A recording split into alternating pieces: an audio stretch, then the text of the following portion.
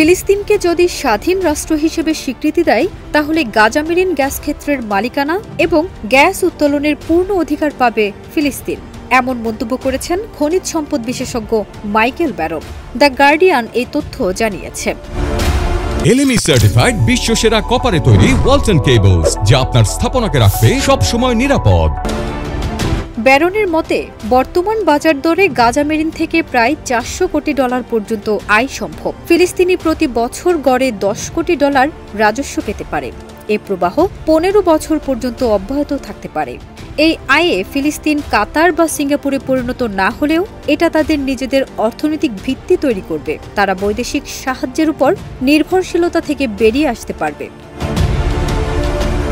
প্রায় 3 দশক ধরে গাজা উপকূলবর্তী এই গ্যাস ক্ষেত্রটির মালিকানা নিয়ে চলছে দ্বন্দ্ব। আইনি জটিলতায় অনুসন্ধান কার্যক্রম বহুদিন ধরে বন্ধ রয়েছে। এ অবস্থায় ফিলিস্তিনপন্থী মানবাধিকার সংগঠনগুলোর পক্ষে একটি আইনজীবী প্রতিষ্ঠান সম্প্রতি ইতালির রাষ্ট্রায়ত্ত জ্বালানি প্রতিষ্ঠান ইএনআইকে একটি সতর্কীকরণ চিঠি পাঠায়। সেখানে বলা হয়েছে, ইসরায়েলের জ্বালানি মন্ত্রণালয় যে জোন অঞ্চল নির্ধারণ করেছে তার 62% ফিলিস্তিনের দাবিকৃত জলসীমার অন্তর্ভুক্ত।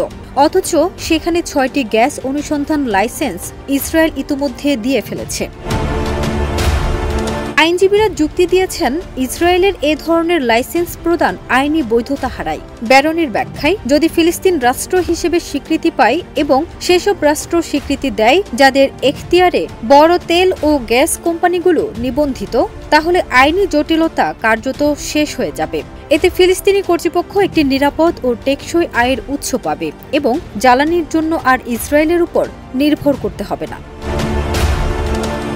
2023 সালে ইসরায়েল মিশরের রাষ্ট্রায়ত্ত কোম্পানি ইগ্যাসকে গাজা মেরিন প্রকল্পে কাজের অনুমতি দিলেও গাজায় যুদ্ধ শুরু হওয়ায় কাজ আবারও বন্ধ হয়ে যায়। ফারজানা নিকিতা, দেশ রূপান্তর।